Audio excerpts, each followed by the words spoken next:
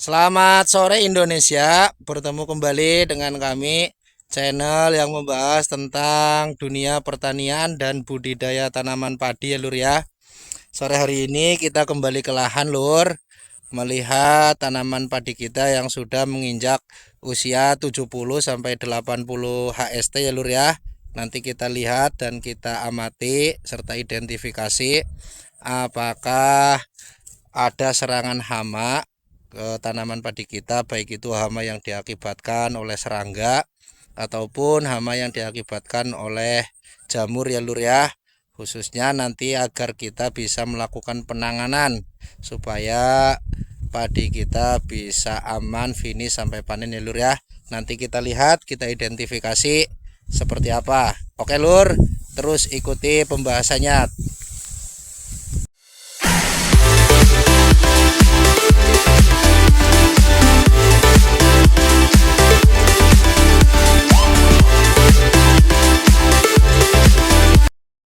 Lur, kita kembali terjun ke lahan ya Lur ya. Mari kita amati, kita identifikasi tanaman padi kita yang sudah menginjak usia 70 sampai 80 HST supaya kita nanti tahu penanganan yang tepat seperti apa ya Lur ya. Kondisinya seperti ini Lur. Sedang pengisian bulir mulai merunduk ya Lur ya, karena malai baru selesai keluar serempak. Ini fase pengisian bulir ya Lur ya. Ini sangat penting di fase ini kita harus bisa menjaga daun bendera kita tetap hijau, tetap sehat. Karena apa? Daun bendera ini fungsinya sangat penting sekali pada tanaman padi ya Lur ya. Karena proses fotosintesis itu terjadi pada daun, sumber makanan utama bagi semua tanaman, termasuk juga pada tanaman padi. Makanya menjaga daun bendera tetap hijau, bersih, mulus seperti ini itu wajib hukumnya ya Lur ya. Harus kita pertahankan agar tetap sehat daun benderanya Lur. Karena ini proses pembuatan makanan atau proses fotosintesis terjadi pada daun bendera ya Lur ya.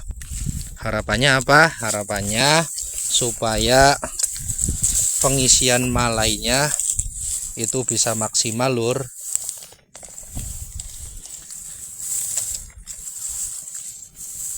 Seperti itu. Terus kemudian apa yang harus kita amati lagi? Kita harus bisa mengamati apakah ada serangan serangga atau tidak ya Lur ya. Seperti ini. Ini masih ada walang sangit Lur. Tuh. Nah, seperti itu ya Lur ya. Ini harus kita identifikasi.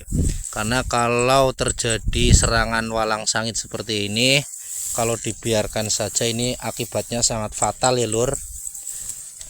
Harus segera ada penanganan, yaitu dengan cara penyepraian Lur. Karena kalau dibiarkan saja, ini nanti bulir padi yang sedang pengisian ini nanti tidak bisa maksimal Lur. Makanya harus langsung lakukan penanganan dengan cara penyepraian insektisida untuk walang sangit ya Lur ya. Nah, ini ada walang sangit ya Lur ya.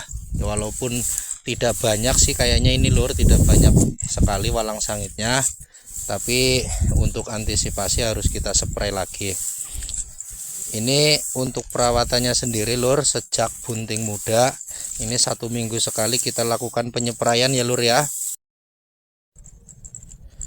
Terus untuk selanjutnya Lur, yang harus kita amati dan kita identifikasi pada tanaman padi kita yaitu daun bendera Lur. Ini kita harus bisa mengidentifikasi apakah daun bendera kita itu terserang oleh jamur atau tidak ya Lur ya, atau bakteri yang mengakibatkan daun kresek seperti itu Lur ya Lur ya. Nah, ini sudah mulai 1 2 ada seperti ini Lur. Nah, ini harus dilakukan penanganan ya Lur ya. Ini sebagian besar masih mulus Lur.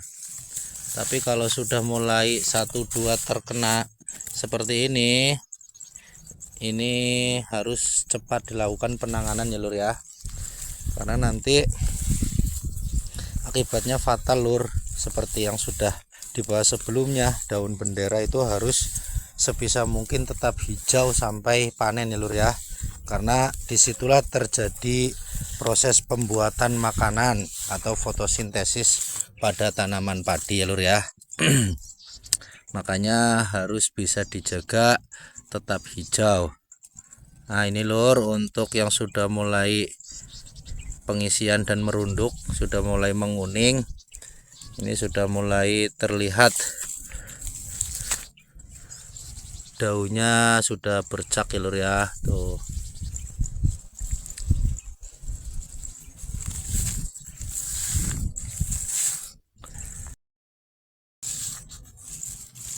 Terus kemudian yang harus kita amati lagi, dan ini adalah poin yang paling penting lur, yaitu proses pengisian bulir padi ya lur ya. Jadi proses pengisian malai atau bulir padi ini harus kita amati ya lur ya. Yang pertama, kita lihat apakah malai padi kita terkena patah leher atau tidak ya lur ya. Karena kalau sudah terlihat indikasi terkena patah leher, itu bahaya nanti lur. Pengisian bulir akan terputus dan mengakibatkan bulir padi kopong ya lur ya, tidak terisi. Selanjutnya kita amati apakah pengisian bulir padi mengisi sampai pangkal malai lur. Nah, ini penting ya lur ya. Kenapa? Karena ini poin sukses utamanya menanam padi ya, inginnya bulir padi terisi penuh sampai pangkal ya lur ya. Bagaimana caranya?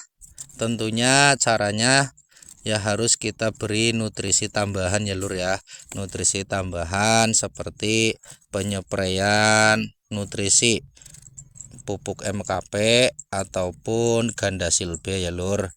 Nah ini harus dilakukan rutin penyepraian sampai panen ya lur ya. Seminggu sekali harus rutin dispray dengan menggunakan nutrisi tambahan lur. Agar tadi pengisian bulir bisa sampai pangkal. Nah terakhir lur, yang harus kita perhatikan yaitu pengairannya sendiri ya lur ya.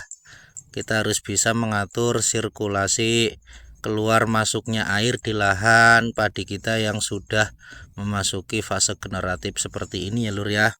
Usahakan ketika padi sudah mulai merunduk dan menguning seperti ini, sirkulasi airnya harus sudah mulai dikeringkan ya lur ya. Harus sudah dimulai dikeringkan seperti ini ya lur ya. Kenapa? Ya supaya yang pertama proses pemasakan bulir padinya lebih cepat, terus juga nanti pada saat pemanenannya tidak terlalu tidak terlalu melepuh kalau orang kami bilang lur. Artinya tanahnya sudah kering gitu lur. Ya lur ya. Ya lur, jadi kiranya itu yang bisa kami bagikan informasinya. Mudah-mudahan bermanfaat untuk kita semua ya lur ya. Sampai bertemu lagi dengan pembahasan dunia pertanian dan budidaya tanaman padi di channel kami ya lur ya. Salam petani Indonesia.